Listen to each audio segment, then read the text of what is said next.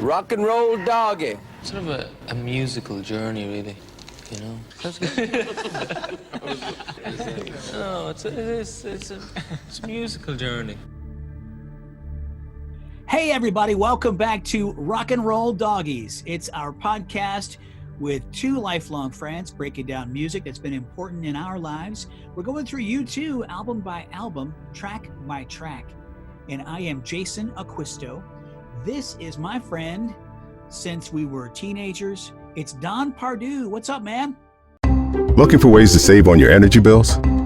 AES Indiana has you covered. From smart thermostats to home energy assessments, we offer simple solutions to keep your home comfortable and your costs down. AES can help you save money and energy with kits, tips, rebates, and more. Visit aesindiana.com/ways to save to learn more about how we can help you save money. AES Indiana, helping you discover real ways to save. I don't know anything. Come on. No, I don't. It's like this character you've built where like every time there's a dramatic pause and then like a very anticlimactic response. Nothing. I think I mentioned this last time. Sometime I just want to make up some stuff and just kind of pour out my soul to you. Yeah, I want you to be emotionally available. That's all. I just want you to be Gosh, that's another podcast altogether. Yeah, it is. So we are having a lot of fun doing this. This podcast is everything I'd hoped it would be. It's fun to do this, and it's kind of the same conversation we've been having for years on late night phone conversations, and this is just kind of us putting it out there and documenting it. And it's so much fun to meet other people and connect with other U2 fans from all over the country, different walks of life. And, here we are, grew up in the Midwest, and just hear this our perspective on things. So again, going through the U2 catalog, and we are at side 2 of the Joshua Tree. What did you think of our side 1 episode, Don? Are you happy with that? Yeah, I was thinking earlier today, we could have probably talked about track 1 for another 30 or 45 minutes. Yeah, I think we cut out some too. That was awesome. Yeah, we cut out a lot from the first side. We should save all those and release them as a box set of yes. Just discovered these C-sides, the track, the lost tapes, songs in the attic. Yeah. This episode is side 2, and I still believe in sides. I believe that the way the albums were structured back then was side 1 and side 2. And so as we go through side 2, yeah. I don't know what we're going to do when we surpass the point when songs were on albums. They're on albums now, but vinyl's back in. But we went through a period there where. Well, yeah, you're right. But I digress. Well, say, "No Line on the Horizon" by U2. I don't think of that as having side 1. Right, and side 2. right. No, we'll just put it wherever we want it. Right. After song 1, if we want. It's our podcast. We'll do what we want. It's a musical journey. Put it on side 1. I don't care. Let's just jump right back in. Do you want to? Yeah, sure. Track 6, Red Hell Mining Town, or as Rolling Stone called it in its infancy, Red Hell Mining Town. Red Hell. It was supposed to be the first single. Mm-hmm. They changed that, obviously, to With or Without You. What are your thoughts on this? Yeah, I remember we laughed and laughed about it. Still laugh to this day. We did. Because you didn't get your music news, Right. There's limited availability of news. Spin and Rolling Stone, that's it. That's right. News. Rolling Stone came to my, college post office box and is like, and the first single off their new album will be called, and they quoted it as Red Hell Mining Town. And we're like, what does that mean? Not like Red Hill Mining Town would have meant anything to us either, but like it just goes to show how shabby the whole information. I mean, yeah, I don't know why it wasn't released. It would have been a great. Oh, it sure would have been. Yeah, I don't know why it was. I don't know why it was never released as a single. Why not release it as a follow-up to With or Without You? I personally think this could have been their. Well, I think this could have been their biggest hit off the album. I think it's that good. I mean, With or Without You is a perfectly crafted pop song. Yeah, it's radio friendly. This song isn't as radio friendly, but then again, neither was Where the Streets Have No Name. Exactly. That's certainly not. But there was a single. There was a single version to that minus the the long intro Exactly. and an outro. So, and I still haven't found what I'm looking for. Super long title, super religious imagery. So it doesn't sound like a radio friendly hit either. right. But, so I don't think that's But really. it's a catchy tune. It's very catchy. Yeah. Great hooks. So, I mean, I wrote down that the imagery of this song is just so striking and so strong. I mean, just from the very beginning, from father to son, the blood runs thin, see faces frozen still against the wind.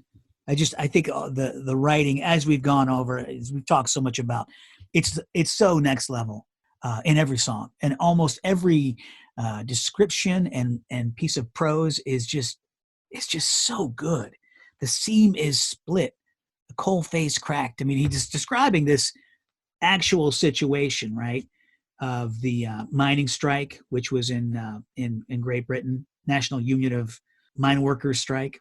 But it didn't have to be about that to us, because, listening to it as young adults, I mean, you could feel the heartache, and you could understand the descriptive language, even if you didn't know what the cause was that you were singing about, Well, I think that, and we've touched on this before, that there is an underlying theme that exists on this album that sits just below the surface, so that there's a constant yearning. There's a desire a fulfillment of unfulfilled desires that exist on this album. It's there on Where the Streets Have No Name. I Still Haven't Found What I'm Looking For. I think Running to Stand Still touches on that as well. And this is another song that kind of continues in with that vein of it's something's there and I can't get to it. Yeah, for sure. And this also is describing like a socioeconomic situation that this family is kind of trapped in, that there's this helpless, like this lifestyle of this part of the world where you're a miner, and just kind of it reminds me of other music that I've heard that talks about the profession of my father, that I was born to go into the same, do the same work, and you can't get out of this profession. It's kind of a cycle of poverty, or a cycle of wanting more, can't escape that lot in life. I think you're exactly right. That's how we related to it, as this longing for something more, can't escape life circumstances, not by choice, but this is what we do. But he can write this song that yet is very specific, but at the same time it's also general enough to where we can take that theme out and really own it, make it our own. Yeah. That speaks to the beauty of his songwriting on this song and on the whole album in general. Yeah, exactly right. And we'll talk about that later with some other specific topics that become universal because of the writing. Because the hook, the chorus of this song is, I'm hanging on. You're all that's left to hold on to. I mean, that's a universal feeling. And hands of steel, hearts of stone. You leave me holding on. I'm waiting. I'm hanging on. I'm holding on. You're all that's left to hold on to. Like you said, this is that I'm at the end of my rope. This is what my life is. I need something. I'm in this desperation. And then again, just the descriptive language. Our love runs cold in the caverns of the night. And just check this out. I can lose myself. I can't live without. Yes. What song does that sound like? It sounds like With or Without You. Same thread running through the whole album as a theme. But even without the callback to With or Without You, it's a powerful line. I can lose myself. I can't live without. I can lose myself. I can't live without. Yeah, you keep me holding on in Red Hill Town. See the lines go down on. I'm hanging on. You always left to hold on to. I'm still waiting. This is a song that the first time they performed this song live, 2017, they had never performed this song live until On the tour, on the anniversary tour? No. Yes. I believe that was when they first played this song live because he had trouble hitting the high notes. Hold on. Even during the Yes. 87 tour? That's my understanding. Yeah. In fact, they sound checked this at the show that I attended in 87. I think it may have been the only time they sound checked the song. And of course they didn't play it. And then, by that time, you've moved on to, Rattling Home and Octung Baby, and it gets swept under the rug. So yeah, I think 2017 was the first time they performed it live. And I think they had to change it up a little bit. And at that point they did. It seemed like it was dropped down a little bit. Yeah, it was. It was dropped down an octave. Forgive me if that's not the right term, but I think also, and they brought in, of course, the horns, but maybe that's why. Because he couldn't. Yeah, he couldn't. It was too much of a strain. And if you listen to the song and think about it, about him having to strain to hit that note, maybe you can get up and do that, for a few cuts in the studio, but to be able to expect your voice to perform at that level every night, I think that was why why it was put on the back burner for so long. And then of course, when they decided to tour off the anniversary, then, you've got to play it. So they had to figure out a way to make it work. I did not ever hear that story, but it makes sense to me. And I think that's the kind of great tidbit information that keeps people coming back to our podcast. I think that's why people love this show so much. I think this is only the tip of the iceberg. Once we get to the Guar episodes, we're just gonna it's just gonna be what an incredible. Awful racket. That's the thing, is that music that's been important in our lives has shaped our lives, and we probably lost a lot of people right now, but continue on. The climax of this song is exactly when he takes that vocal, goes so high and soars so big, when it's love slowly stripped away, love. Best line of the song. So great. Best line of the song. So great. Somehow he makes this poetry sound like everyday conversation. That's seen its better day. That's like I know. It's right. But it works. It works there. I know it. I don't know how. He's got this poetry going on one hand, and then it's like love. Well, it's seen its better day. That's like something that old Codger would say. Right. The Yankees. Right. Well, they've seen better days. Right. This song reminds me a little bit of Bullet the Blue Sky, in that he's speaking about something that's political, but he spends a lot of time dealing with what's underneath the politic. Mm-hmm. Sure. He's dealing with and again, we touched on this in the last episode, but he touches on the macro, but he dives into the micro. Because really it's about people, relationships. How it affects people, relationships, souls. The human experience, the human condition, how it experiences these things, and not whether it's politically this way or that way, but the stories of these people. Great point. You're a very smart guy. By the way, what were your thoughts on the remix? The Steve Lillywhite remix of this about 3 or 4 years ago. Yeah, no, I like it. I did too. I really liked it. I like it a lot. And I think that there's a ton of remixes out there of U2 songs, and some hit and some don't. Some are good. Some are just putting a beat on and stuff. Yeah, right. But I think that was a really good job. It was thoughtful. It didn't sacrifice the, right. integrity of the song. So right. Okay. Love that song. Moving on. Next cut, track, what, 6, 7? Track 7? Yep. In God's Country.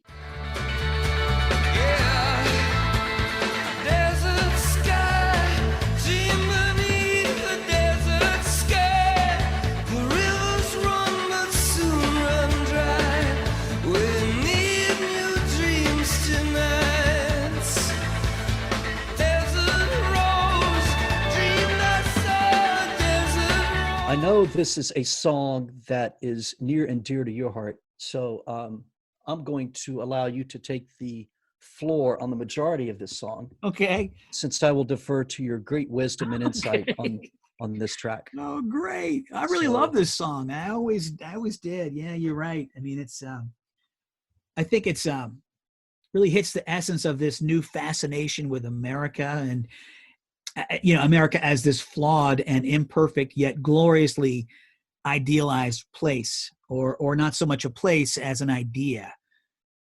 We need new dreams tonight. There's just so many different little phrases in there that are so good.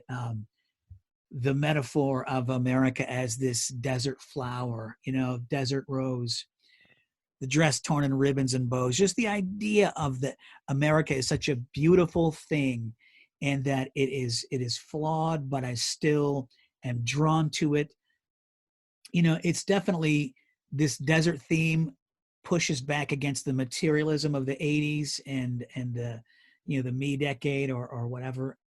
And so all of that is one thing, but the music is so cool, right? The music by itself. Sometimes you hear music and you're like, that is why they made up that word staccato, because that's what it sounds like. That staccato wailing guitar, so good. It conveys this boldness, and then also at the same time, this melancholy, the bass. I would love to have an isolated bass track on that. And just the lyrics, so good. Sad eyes, crooked crosses. And you're like, oh man, that is just, that's it right there. Sleep comes like a drug. All of these things to me make this a choice song, just so good. And I think it could have been, it sounds like it could have been a hit single. I know it was released as a 45. I don't think it was released to pop radio, but I bought the single. I have the 45, I think. But anyway, love the song. Now, do you think that my high praise is overdoing it? I think it's one of the weaker songs on the album. Well, thanks for having us. This is the end of the podcast. But you have to have a weaker song on it. There are weaker songs on this album. I think there are weaker songs on any album, but that doesn't mean that it's again, I hate to use a cliche, but doesn't mean it's a bad song. Nobody said it's a bad song. Listen, it's a great song. Okay. No. Okay. Let's hear it. No, I'm not. I'm not. Here's what I was going to say about this. Okay. Is that I think, and I as you were speaking, I began to think about how there are sister songs on this album. So you're a sister song. So this song is a little bit paralleled to Where the Streets Have No Name. How's that? In that it really punches at this whole barren desert landscape. Punches a hole right through the night. Every day the dreamers die. They see us on the other side. Like that, yeah. Have you ever seen the lyrics written out in front of you? No, never. Okay. Well, never. No, never. I've never opened the CD and looked at liner notes for this album or anything like that. I just on the fly. Open up your America Online and go to the music category in your AOL account and see if they have any lyrics. What's the weakest song on the album then? Weakest? Yeah. Well, the answer is not this one. Okay. Weakest would probably be you're not gonna like my final rating for the album. What's the weakest song? The weakest song? We haven't named it yet. No, you didn't answer the question. What's the weakest song on the album? Mothers. Oh. Track 8, Trip Through Your Wires. What's this song about? This song is about America. I understand what it's about. This is the song this is like a 3.5 minute essence of this album. You don't have to love it, but I mean, this song is indispensable to the album. I just don't love it. I think it's one of the weaker songs on the album. It's certainly. So you're implying that not only is this song weaker, but there are other ones that are also quote unquote weak, because you're saying weaker. So well, we've already discussed With or Without You, so that's on the record. We know that. We basically agree to disagree on that.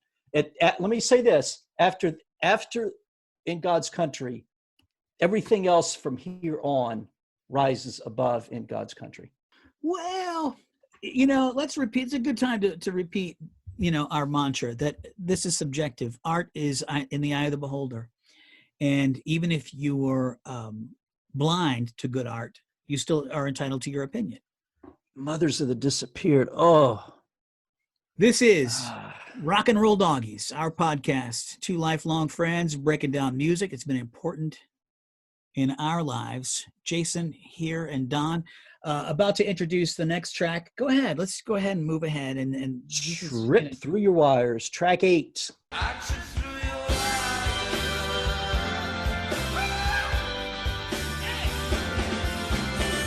Probably, and I think you would agree, probably the most American influenced song musically on the album.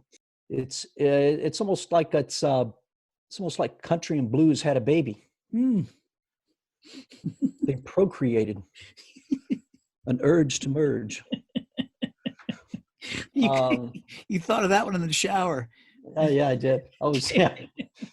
You've been holding that one for a while. Oh yeah, I've got a list of them. No, that's good. You're right. It sounds like that. Here's an interesting tidbit. Bono wanted to include The Sweetest Thing to counterbalance this song on the album. Yeah, I know. Now, what does that even mean? I well, know that, but why? What do you mean counterbalance? How does that relate? He also wanted to, and I got to think about this. I think he also wanted to counterbalance Luminous Times, and I think it was Walk to the Water to counterbalance With or Without You. And at that point, well, now you've got a double album. Yeah, exactly. And, so I think which probably would have been a good idea. I mean, I think Luminous Times and Walk to the Water are B-sides. The Sweetest Thing, I think, is a bona fide. It's worthy of being on an album. Well, and it was a hit song in some. It was a hit song in the 90s, yeah. It was, and definitely on. But I don't know that it would have fit here, though. I don't know that. I don't get the counterbalance. I'm not a musician or a writer, so I don't know. But to me, I'm glad it wasn't a double album. Yeah, and I'm glad The Sweetest Thing. I don't know where you would have put it. If you didn't put it on this album, I don't know where you could have stuck it. You couldn't have stuck it on. I guess you could have put it on Rattle and Hum. That would have probably fit. Just hodgepodge. Hodgepodge, yeah. But Trip Through Your Wires has that bluesy. I think it fits perfectly in this whole mood because it's still got the desert imagery and it's got that country Southwest kind of, but the blues. I mean, Bono plays the harmonica and plays it well. Yeah, you it's wonder not easy. How did he pick that up and I don't want to use the word master, but become that proficient at it, because he certainly wasn't playing it during the Unforgettable Fire, but he plays it live. But I think he does play it pretty well. Yeah, I think so. Particularly on this song, I like this song. I don't gravitate to this song. There are a handful of songs on this album that I go to, but I still like to hear it from time to time because I think it's worthy of of its spot on this album. I think it's well placed in between In God's Country and One Tree Hill. Think about the lyrics though too. And we've said, we've listened to this a million times each. And then when you start putting a microscope and look at the lyrics, still shaking, still in pain, the desert and the dry imagery, the lips were dry, throat like rust. You gave me shelter from the heat and the dust. And the whole angel or devil, I was thirsty and you wet my lips. It's a link to the life experiences of the other songs. Still haven't found what I'm looking for because the highest highs and the lowest lows. And but yet it's supposedly a companion piece to The Sweetest Thing. Well, okay. I mean, that's he's the artist, he's the writer. Yeah. But to me, to me, it's that I agree with you. Angel or devil, and then it's the highest highs, lowest lows, and when you're desperate, you'll take either one. Yeah, that's angel or devil, point. Right? Yeah, excellent point. I don't know whether you're an angel or a devil, but hey, I was thirsty, and you wet my lips. Right. Okay. Hearing this was kind of a breakthrough for me. Hearing this wild, like rock and roll spirit that was like the singing with abandon, not being this like super polished. It was just kind of rough and raw and raucous, and like you're like, oh, even though his whoops and woos were probably planned a little bit, it still sounded like they were just having a great time recording it, like woo, just all the whoops. I remember specifically hearing all that the first time and thinking, this is from the gut. This is not a guitar-driven song like some of their most rocking songs in the past. It was driven by that harmonica. Yeah, it's and that's a good point. It has that feel as if they just showed up and decided to play it. Yeah, Sort of like the Stones' "Sweet Virginia," kind of Sure. a little bit, and which has heavy harmonica, starts off with a harmonica. Yeah, I like those kind of songs, and I think there's a place for those, even on an album that has, it's a very heavy album. It's kind of the the feel good song on the album. I mean, even if it is kind of feel good, it's still it has these heavy, spiritual, metaphysical lyrics, but it's mid tempo. Like In God's Country Right. is up tempo, and here's another mid tempo blues grinding, and the lyrics: "I was broken, bent out of shape." How about this one? "I was naked in the clothes you made." That one jumped out at me like I had never read it before. "I was naked in the clothes you made."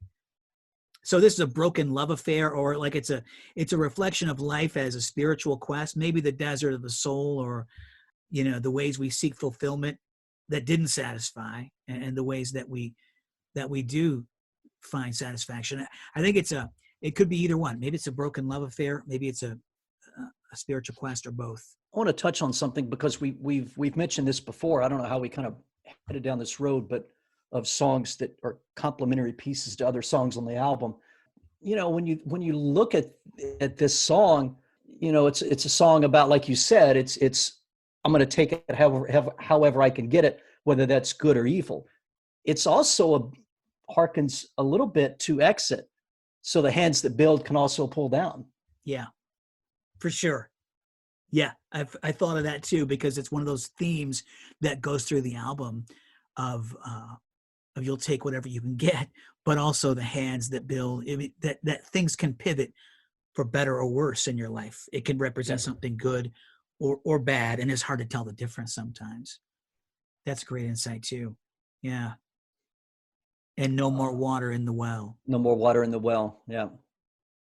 It's a good song live too, because it's kind of, like you said, I mean, it's an upbeat, melodically, it's a very upbeat, for lack of a better term, happy song. Yeah. And you ever thought about the title "Trip Through Your Wires"? It always made sense to me, but I read something that said sometimes it's intended to recall kind of a tripwire, which is like a booby trap kind of a thing that sets up a trap. And that's another great metaphor for a relationship that is toxic or not working out or whatever. That a tripwire, it sets off a trap. Take that for whatever it's worth. Cut 8. Cut 9. Cut 9. The great One Tree Hill. A tribute to Greg Carroll, their friend and sometimes roadie, helper, member of their inner circle, who was killed. This song is so beautiful, from the build up to the very end. It is some of the most gorgeous, heart-wrenching lyrics, I think. Poetic, elegiac. I mean, this song gets to me. Yeah, it's again, we know what he's writing about, but there's an underlying theme here that speaks to a much broader audience. Because I didn't know Greg Carroll, you didn't know Greg Carroll, but we can all relate to what the theme of the song. This song, golly, it's so good live. It is so good live. And he shifts here in his songwriting style, because he's speaking, he's writing these sketches, or he's writing songs that are even specific, like Bullet the Blue Sky, a very specific song. And now all of a sudden, this kind of reminds me a little bit of what it's kind of a throwback to the Unforgettable Fire type of prose, that real poetic songwriting style, but yet it's just a strong notch above. And I'm not knocking the Unforgettable Fire. I love the album, but this is even a notch above poetically what he was writing on that album. It's a sketch, but it's a fully realized sketch. Like, it's just, this is pure poetry. It is so beautiful. This is, I mean, you can pull anything out of this. I don't believe in Painted Roses or Bleeding Heart. I know it. Jarrah saying a song, a weapon in the hands of one. see you again when the stars fall from the sky and the moon is turned red over One Tree Hill. Golly. This is an absolute, I mean, it's just a brilliant song. Every turn of phrase is great. It's just, it expresses this there's raw. no weak point. There's no weak point lyrically in the entire No, I song. mean, it's like every line is gold. Yeah. But yet, you know, it still expresses this raw feeling of grief. But it has this upbeat. I love the drums so much, especially in the build-up and like the intro to it, because it's that, you know what the drums sound like. It's kind of an offbeat 4-count. That palette that the whole song rests on is upbeat. It's not you know, not a dirge. It's not like MLK. Yeah. It is this upbeat. Yeah. And it's this African influenced rhythm they call this high life sound. And that's not something I know a lot about, but this high life is this niche of music where it has this underlying joy of life that comes through. And this Jarrah sang his song, A Weapon in the Hands Victor of One. Jarrah, yeah. This guy was a Chilean poet and activist that, you know, you don't know about this until you say, oh, who is that? Who is that guy? And I remember reading about him because I heard the name in the song. And that got me to be more interested in activism and in all of these. I learned about him suffering under the regime of Pinochet in Chile and of these dictators. And that's not the last time that will come up on this album even, you know? Right. So all of these things. Right. He didn't have to write this preachy song about it just to drop the name in there. I'm like, oh, It's who's like, that? you know, hey, this is a little bit of a complimentary piece to Mothers of the Disappeared. It is. There's just, I mean, you learn how often these songs are mirroring each other, particularly on the B side. I mean, on the not the B side, but on side 2. Which is, you know, the golden age of albums when they had a theme and not don't. Yeah, right. But that is, to me, one of the great things about this album is that it all kind of comes together and has different ways that the songs connect to each other. So I also read a great quote from one of these critics that said Edge's guitar riff, take this for what it's worth, his guitar riff imitates and actually personifies this river that's running to the sea. Okay. That's a little bit pretentious, but I love the idea that that's what the song kind of is putting out there, the vibe. I love the fact that some critic wrote that, even if it's a little bit, okay. But you like the drums. I like the guitar because at the end, and again, particularly live, it's as if Edge, he's kind of exploding his inner anger via his guitar, the anger that this man is no longer with us. mm-hmm. And I prefer to actually listen. I've got a live, the live track of this, Mm-hmm. and I prefer to listen to it live now because the guitar I think is even better live than it is in the studio. After having heard it live, I almost wish that they would have allowed Edge to explode a little bit more in the studio. But you know, the song probably took on a different personality once you take it on the road. And so Sure. forth. And I guess they didn't play it live for many years on tour. I saw him play it first time, and it was in '87 when I first saw him. Is that right? I thought they didn't play it for a long time. You know, I'd read that too at one point, and I remember reading that and then being very surprised when they played it when I saw him. Maybe you got lucky. Maybe so. I do remember, and this is 87, 35 years ago. Mm-hmm. I still, to this day, remember the audience response to that was a bit reserved. It was kind of almost like the feeling like they had just played a dirge, even though it's not a dirge. Yeah. Huh. Well, I don't know. We were also, you could have gotten lucky because I was lucky that I was there for the Dalton You saw Brothers. the Dalton Brothers. That's right. Right. Who would have thought? That's right. You know, right. It was the one time. Right. Okay. It was written after the funeral, and they did consider it a song of celebration. It's not a dirge at all. It was written, and did they play that at his funeral? I don't know. I thought I remember reading that at one point, but the vocals, they say, were recorded in a single take because Bono was so that's good emotionally taken with that, right? How can you do that? How can you just spit that out and record it in one take? I believe that. I believe that He did it with Moment of Surrender, which blows my mind too, that a song that long, and he just spit out this 6-minute song and go, we got it, let's go. Yeah.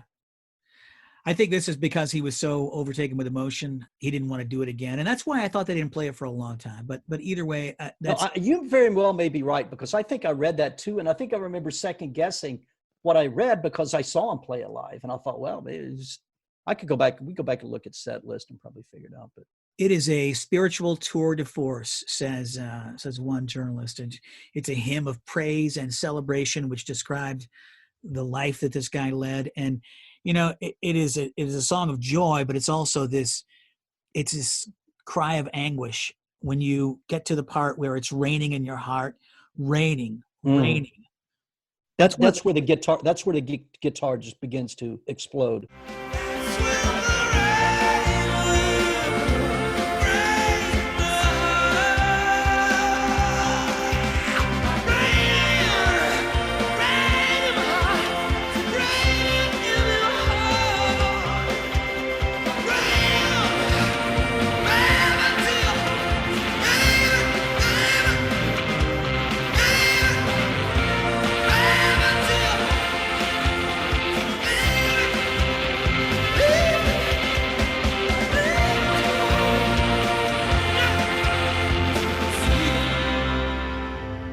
That is so good. That guitar, you were right. That's one of the great moments on this album. Yes. If you picked whatever handful of like the defining moments, I think that is such an emotional touchstone. That's when the rain will break your heart, raining in your heart, raining.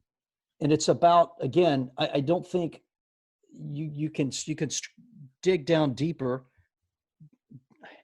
move up more superficially, but it's in a very generic way. It's about loss.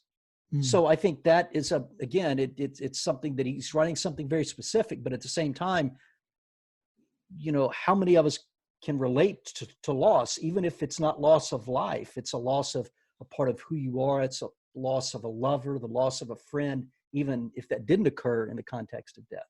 Sure. So for me, it's a song that has a lot of tentacles. Yeah, it does. And it's another one of those examples of, like you said, we didn't know him, and we don't even always think about the grief that they are experiencing. Sometimes when you hear, like when you think about, okay, here's a random example. You're like, okay, I cried in that movie Old Yeller because it was a sad situation because of that dog and the way that family loved that dog. But sometimes when you feel something, it's not about how that person was affected by it. Sometimes you just apply it inwardly and think, man, that just makes me hurt. Even though I'm not thinking about them, I'm thinking about, my own. You hear actors talk about drawing and that's okay. Grief. And that's perfectly okay. I think that's what art is supposed to do. It's exactly right. It's one of the many beauties of art. Continuing on this little sub theme here, Bono has said before, if you are close to the music and I am close to the music, we are close to each other. And I think that is very pertinent on this track. You'd say that again. That's good stuff. If you are close to the music and I am close to the music, we are close to each other. This is Rock and Roll Doggies, podcast with two lifelong friends.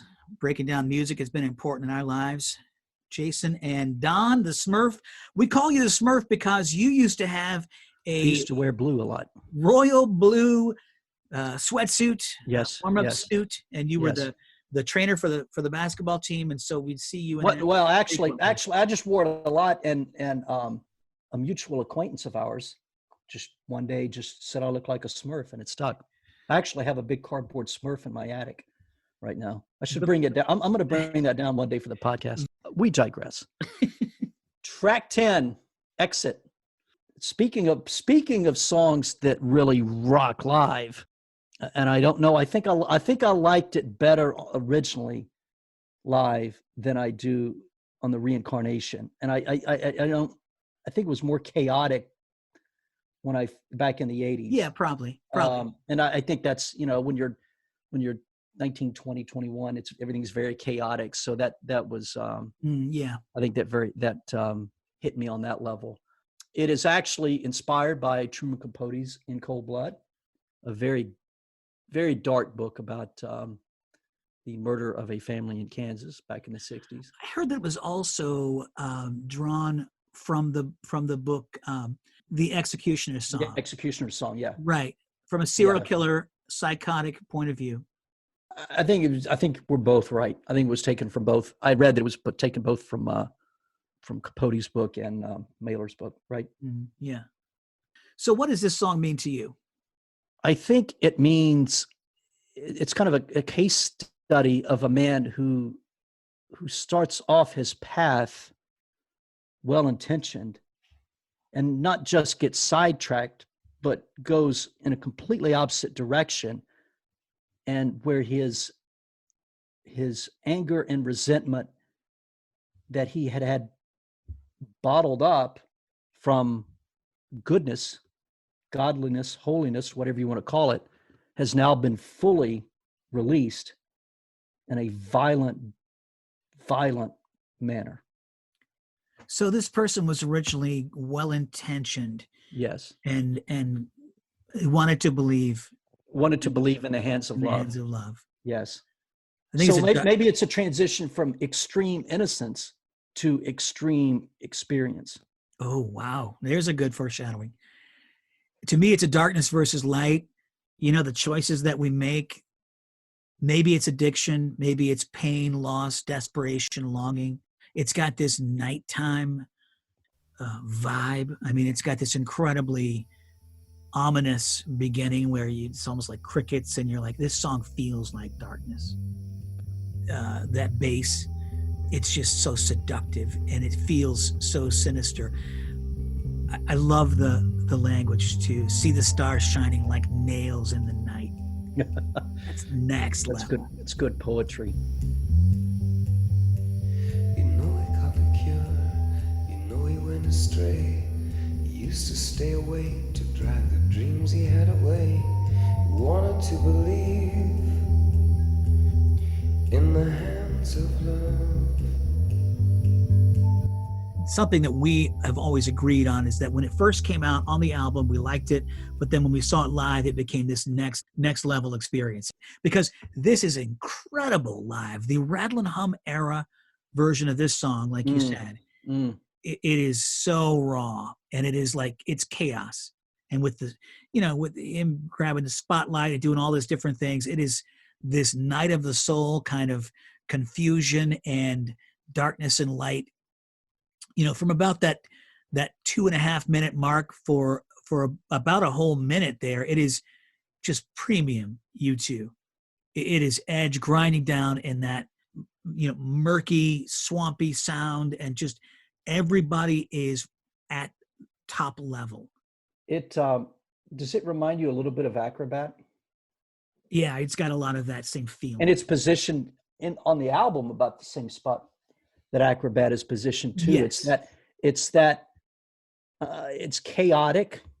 One of the things that I found intriguing about this song is that, first of all, for U2 is a band that provides hope. They can sing about certain things, and yet there's a ray of hope that's always shining through a song.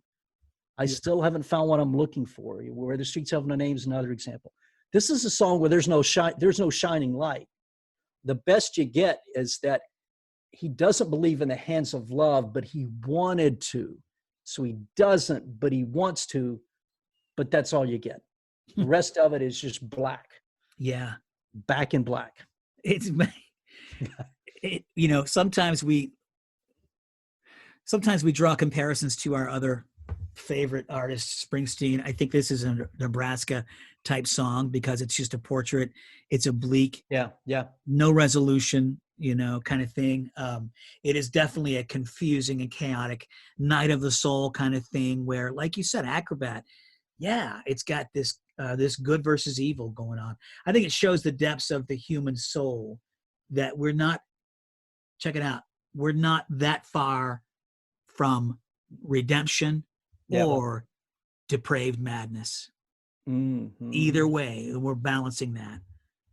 They say that it was recorded as a lengthy jam session, and then they kind of turned that into a song structure, that it was like one of those. And maybe so.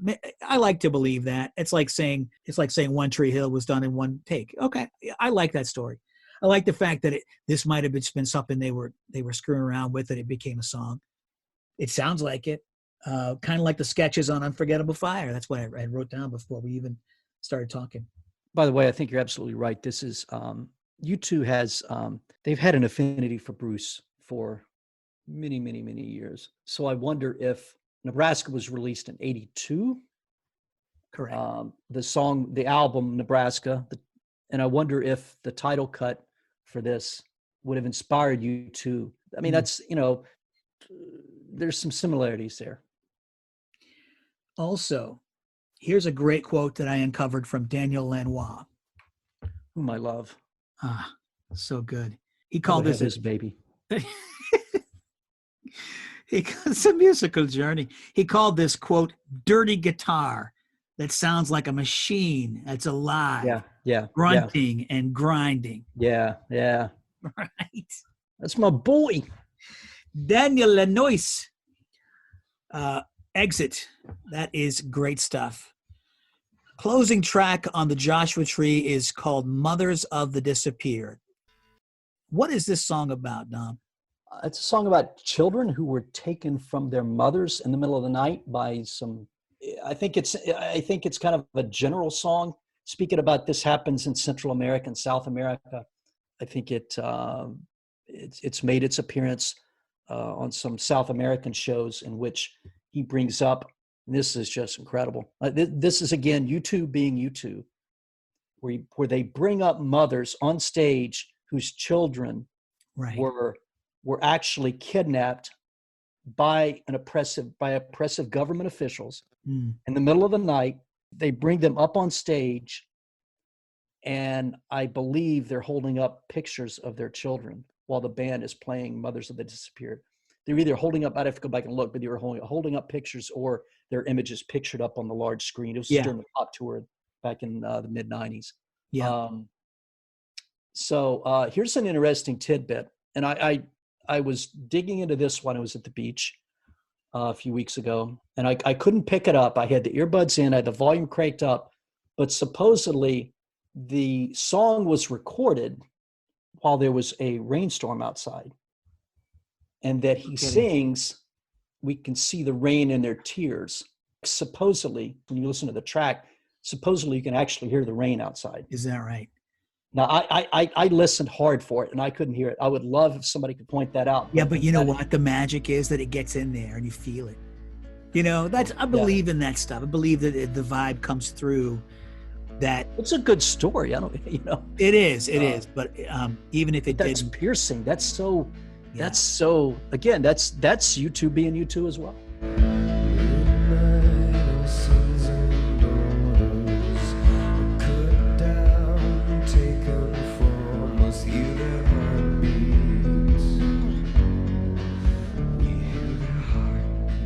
And these things are real. This opened up a lot of our eyes. I mean, here it is again. We didn't know a lot about what happened. We were starting to get awareness of these. I remember the same topic was Sting recorded a song called They Dance Alone on his album Nothing Like the Sun. It's a beautiful song about this same thing that happened in certain countries, that these death squads or these dictator regimes that would come and abduct children and take them away.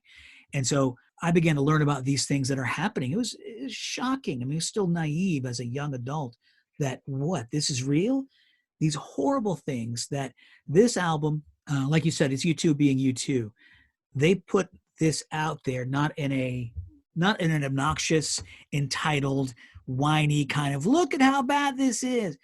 But they wrote this incredibly gorgeous song that is a lovely, heartbreaking, hymn-like, It's the perfect coda for this album because it hits the right note, the final note of this album. The instrumentation is lovely, and the vocals are underexpressed.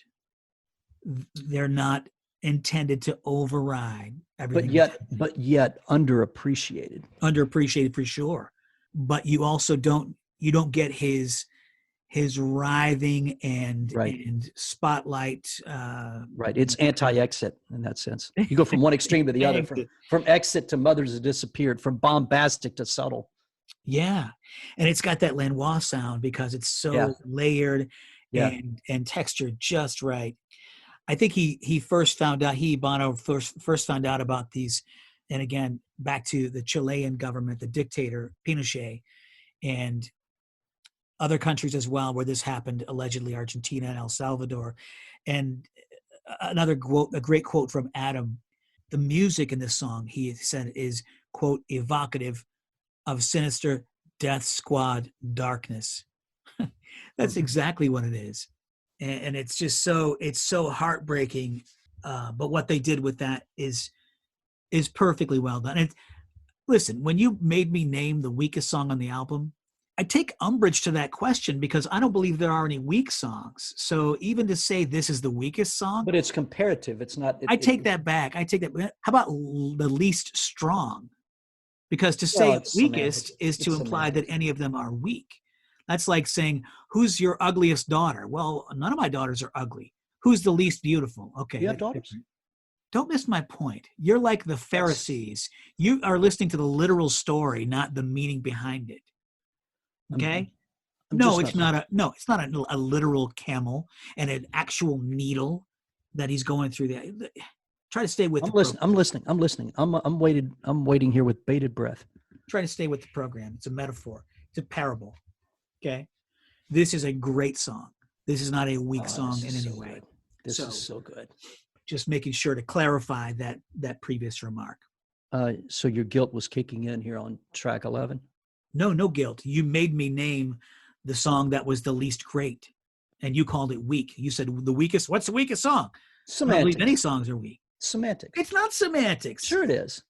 There's no weakness on this album. If you're comparing two things, then if one's stronger, then the other one's going to be weaker. If A equals B, then B equals A.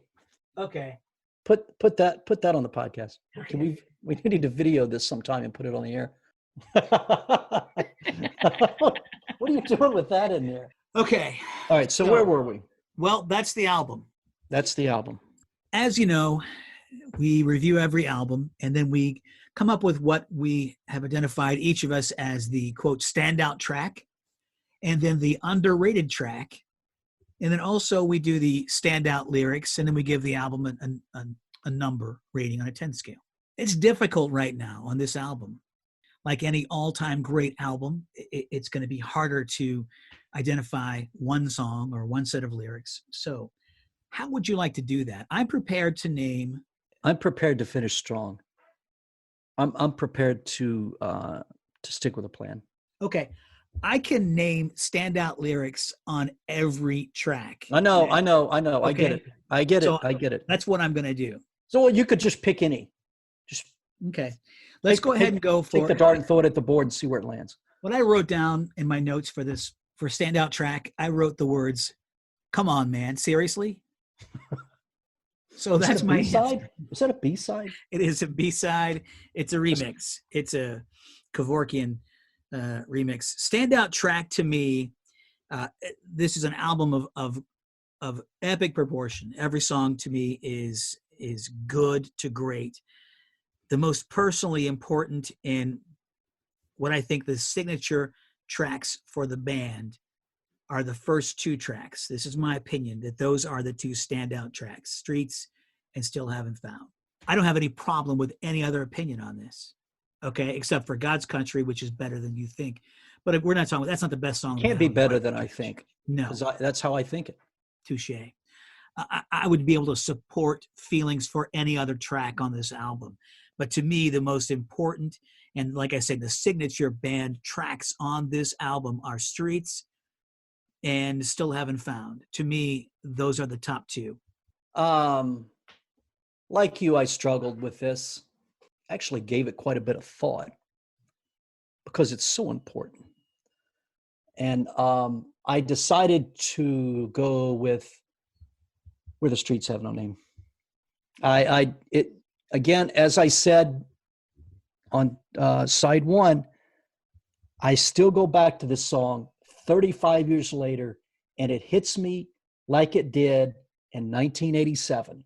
It does not get old. And when you can listen to a song for 35 years and it still hits you somewhere deep inside of you, that is compelling. Yeah, and you're exactly right. Maybe even in a different way, but as profoundly. You know, I didn't have the same thoughts that long ago that I do now, or the same feelings or outlook on life in some way, but it never gets old, and it never fails to hit me deep, you know, and I have different reactions to it, but it never fails to reach all the way in. Something about that magical song. It's not just because it was cool at the time and it hit me because I was going through something at that time. To me, it's timeless, like you said. Yeah, yeah. And I've listened to, you know, I might latch on to, I don't know, The Who, Behind Blue Eyes. I'm just throwing something out there. I might listen to that and go, wow, you know, that I was listening to that 30 years ago. And, you know, that really grabbed me, but it doesn't grab me like this song does. So there's songs that where you transition out of that period and you look back and you say, that's a really good song, but it's not my song now. Where the Streets Have No Name was a fantastic song in 87. And here it is in 2021. And it's still a fantastic song. And it's still a fantastic song to me, just like it was in 1987. Absolutely. Absolutely. And I think of several examples popped into my head when you were going through that, of that, oh, I loved that so much. It was so important to me then. And I still love it, but it's not as important. It's not as big. It's not an all-time, yeah. I'll be listening to this song when I'm 75. I'm convinced. There's no question. There's no question. And right behind that, I think Streets, and right behind that, it's like 1 and 1A for me. Still Haven't Found. It's almost like they're number one, number two, first two tracks. So that was the easiest of these closing questions, the standout track. Really? That was, yeah. That wasn't too easy for me. The most underrated track was easier, I think. But you go. Most underrated track. Are you ready? Yeah. Mothers of the Disappeared. Wow. All right. And some of this goes back to how you define underrated. Well, it can't be With or Without You. It can't be Where the Streets Have No Name. I Still Haven't Found What I'm Looking For. Because all number one hits, right? Yeah, right. And even Running to Stand Still, Red Hill Mining Town. You know, you've got to dig deep to get to a level on this album where you can kind of unearth an underrated track, because there's a lot of love, right, for every track. Okay, talk about that. I think it's when we talked about it previously, I think it's just that the outro was really good, that haunting, that I think, you know, you mentioned it, we can't underestimate the power of the outro vocals there. They're so important. And like you said, too, this is not something that, you know, everything else, you know, you kind of glean something from it for yourself. But this is a very specific tune. It's a standout track in that sense, because it's hard for me to relate to this song individually, and it is for a lot of other people. But it fosters a tremendous amount of empathy for me for that situation, particularly when you go back and you see the performance of this during the in Buenos Aires and during the pop tour. Yeah. And it's, you know, had you asked me this question 2 months ago, probably go with you know, Exit, maybe Trip Through Your Wire. I don't know if One Tree Hill. I don't know. It depends on how you define underrated, but for me right now, I think Mothers Have Disappeared is a beautifully underappreciated track. That is absolutely a great song. And I'm glad you picked that. I think you're exactly right about it. So all kidding aside about before, it is such a well done song, even though Bono was at the height of his vocal stylings now. He was finding his highs and lows and most expressive. On that song, he keeps it all down here and lets the song serve the narrative, lets his vocals. Yeah. Right? Yeah. And it's like a less is more kind of thing. So for me, the underrated track is One Tree Hill. Like you said, there's no shortage of people who love all the songs on this album. And One Tree Hill is not a secret. Everyone who loves U2 loves that song. It is just achingly beautiful. You know, I'm still able to make it personal, even though I didn't even know the story. When I first heard it, I thought this is special. And every time I think of the lyrics, there's a gem in every line. The day begs the night for mercy. Oh man, give me a break. And even just preparing for this podcast, I've loved the song for as long as I've had the album, listened to it. It gave me a little extra something these past few days listening to it. Now listening with open ears, concentrating and focusing on what I think about it. But still, that closing part, that raining in your heart with that guitar part, that to me is such a special moment. That's an all-time great U2 moment. If I were to, I'm not being judgmental here at all. Your criteria is different than mine. That's just because we're two different people. If I were to use your criteria, I would put One Tree Hill in your slot as well. Because it goes back to how you define underrated. If you were to pit One Tree Hill versus Mother That Disappeared a national championship, I'm taking One Tree Hill. Well, One Tree Hill has better guard play, but overall, you need a big man to protect the rim. And so there's probably a Tree Rollins reference in there somewhere. There is a Tree Rollins and a Grant Hill reference in there somewhere. One Grant Hill. One Grant Hill. So, everything comes down to brackets. Listen, my son went through a phase where everything was brackets. He made the brackets of best snack foods, of best breakfast cereals, of best vacation places. So brackets are a great thing. Let's see, where are we here? Underrated track to me, you're exactly right about that. It's all about criteria. To me, underrated track is almost like saying, what's your pet track that you believe deserves a little bit more attention? By now, U2 is not underrated in any way in 87. So, yeah, that's the way I think of it. What's your kind of pet track that you'd like to? So, lyrics. This was tough. I went through every song, and I put one for every song.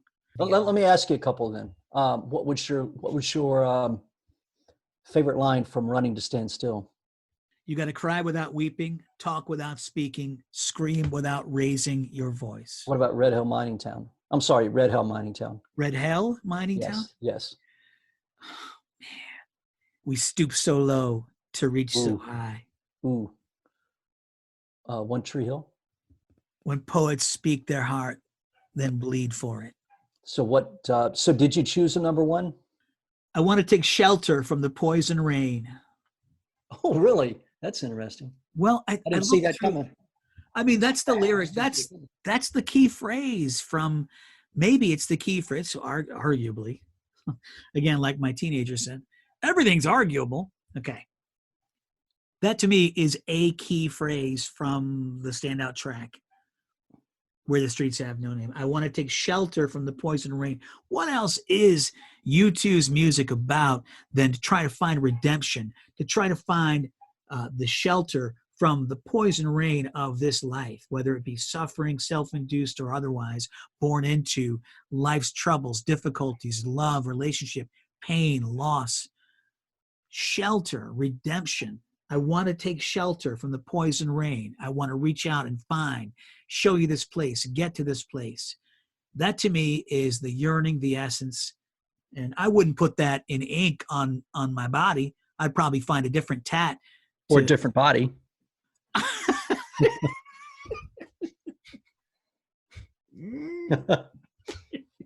I'm actually going to I have spoke with the tongue of angels. I have held the hand of the devil. That's from the second track. I still haven't found what I'm looking for. And it's that dichotomy, man. It's that's almost the tattoo lyric right there. That's we should create a category of tattoo lyric. Yeah, that's almost the same. So I'm going to go through the rest. With or without you, nothing to win and nothing left to lose. That's a great line. That is a good line.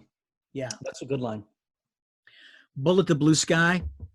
See the face of fear running scared in the valley below.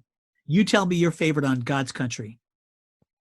God's Country, and I didn't break these down like you did, but in God's Country, it would probably be The Rivers Run, but Soon Run Dry. We Need New Dreams Tonight, maybe. Yeah, that's a good one. Yeah, I'll take that.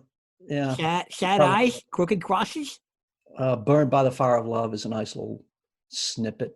Okay, that's good stuff. All right, just to close it out, I did say Trip Through Your Wires, Angel or Devil. I was thirsty, and you wet my lips. Exit, stars shining like nails in the night. And Mothers, I had Night Hangs Like a Prisoner. That's a good one. Yeah. And not a full line, but just, again, these little phrases that are just so great. My point with doing one from every song is that the consistency of this album is unbelievable. Even like you said, your least favorite song still is pretty great. Yeah, it's and again, I'm not going to belabor the point, but if In God's Country appears on another album, it's probably, that's pretty doggone good. But that's also on the same side as One Tree Hill, Exit, and Red Hill Mining Town. So it has stiff competition. By the way, I'll see if you can guess the song from which I retrieved my best lyric. What would it be? What song? Oh, you haven't given your best lyric yet. No, I'm not giving my best lyric. Your best lyric comes from the song Red Hill Mining Town. No, but that's a good guess. Love Slowly Stripped Away, Love Seen Its Better Day would be number 2. But for some reason, just because we've talked about this song just hits you at a very gut level. It hit me at a gut level 35 years ago. It's still hitting me at gut level. Oh, when I go there with you. It's all I can do. Preach. It's all I can do. It's all I can do. Now that's Tattoo right there. That is Tattoo. That is a tremendous lyric. So I'm curious about your overall album rating. I know it's going to be high. Let me see if I can guess your album rating. I'm going to guess you went with about a 9.8. In December, I was wrestling with this, as I have wrestled since we began this podcast. Is this album a 9.9 or is it a 10? Does the rating that I give it measure the lack of weakness or the degree of quality? Do I need to bump up the others if I give this a 10? Is this what is important to me or its overall ranking in terms of what I think it means to the world? So these are the questions. Does it indicate the personal importance to me, or is it the art itself? And it came back to me as what we talk about, subjectivity. This is art. What is the rating? We're not rock critics giving it 4 out of 5 stars in a magazine. I'm saying what this is to me.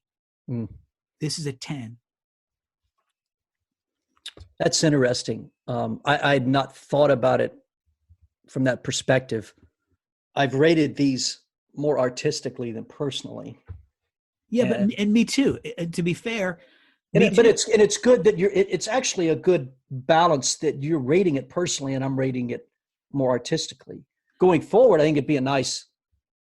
I mean, you can rate it however you want to. That's the way we are. That's our different personality. Yeah, you're right. That's why it's a good balance. But still, when I look back at Boy, I didn't rate that as in what it means to me. I was giving that a rating like as far as more of a rock critic. You probably couldn't. Yeah, I mean, not like this one, of course.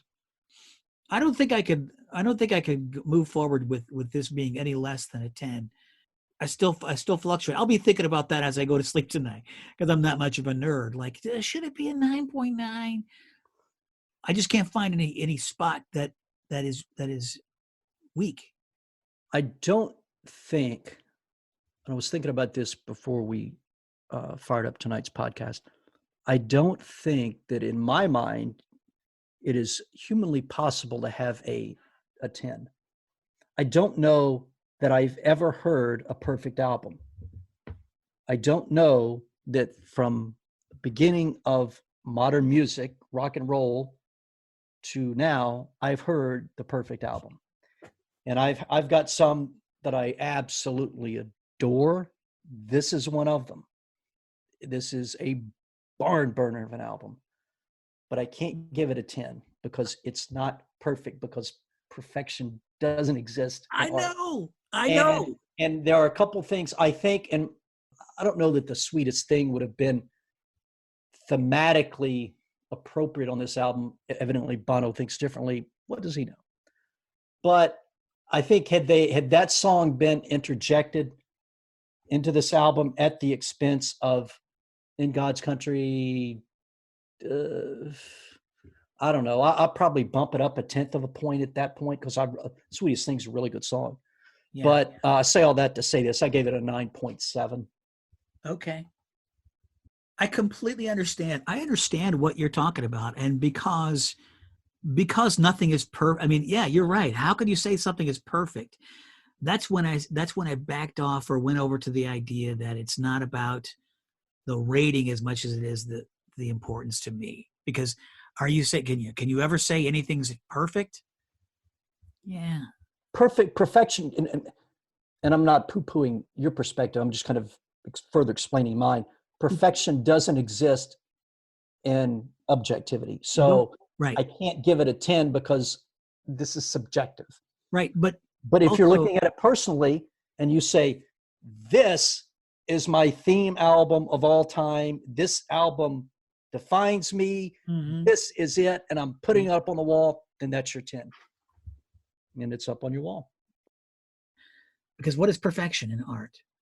I think we're closer on this album to each other's opinion and esteem of the album. Yeah. 2-3 of a point off. Yeah. Yeah. Well, it also bears mentioning that at this point I was living in Birmingham, Alabama. You were living in. I was in Wilmore at Asbury College in 87. So and then same year, 87, 88 was a very tumultuous time.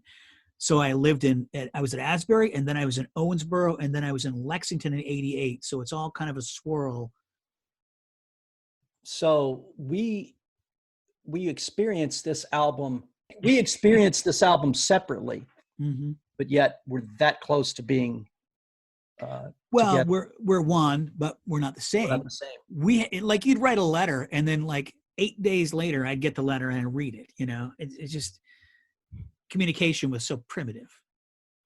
You actually wrote in pencil, if I remember correctly. I probably did. Yeah, and you wrote. I remember the. Do you remember the?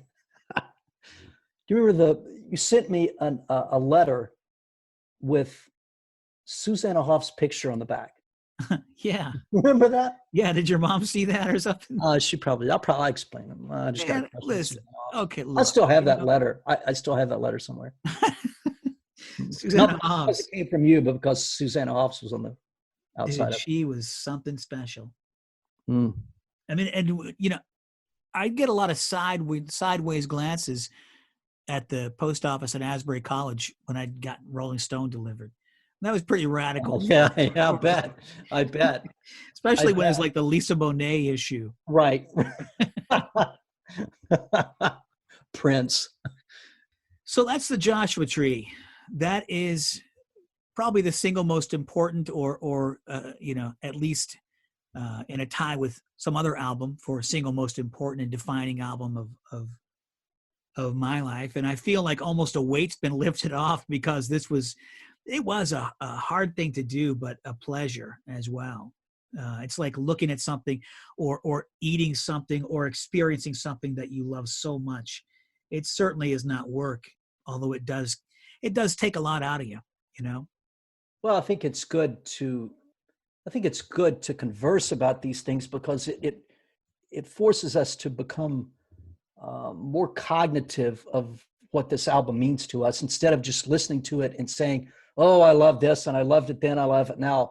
It forces us to kind of sharpen our perspective on why we liked it, why we love it, why this means something to us. Yeah, and I also think it's important to be able to articulate why you love something. If it's that important, you should be able to articulate it correctly. And that goes for everything in life. This is something that I've thought of as a parent. That's important. I want to convey. Why do you like the team you like, or the food you like, or because I just like it. It's not a good enough reason. Right. It was fun. Okay. Right. Or no. Now, my wife would tell you, she's a good balance for me, because she'd tell you, I don't need to talk it to death. But hey, have we met? I like to talk it to death. Talk through it to give yourself a better appreciation and to challenge yourself too. Yes. For sure. Yes. Next up, we are going to do, I think, we're going to do Rattle and Hum. It'll be a little bit different. An episode of it's with Rattle and Hum. So I don't know how we're going to do it, but we'll do it. We decided to do studio albums only. So we didn't do Under a Blood Red Sky. That's a live album. Even though there are live cuts on Rattle and Hum, there's a great deal of original material. To me, it's a different album. Underappreciated, but I digress. It is better to look at it in the year 2021 than in the year 1988.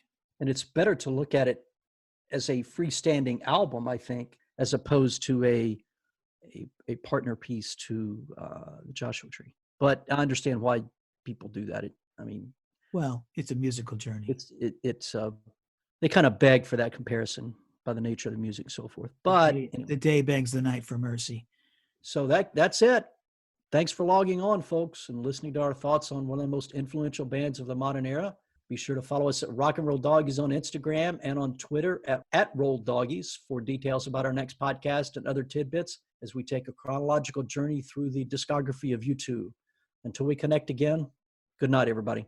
No, it's a musical journey.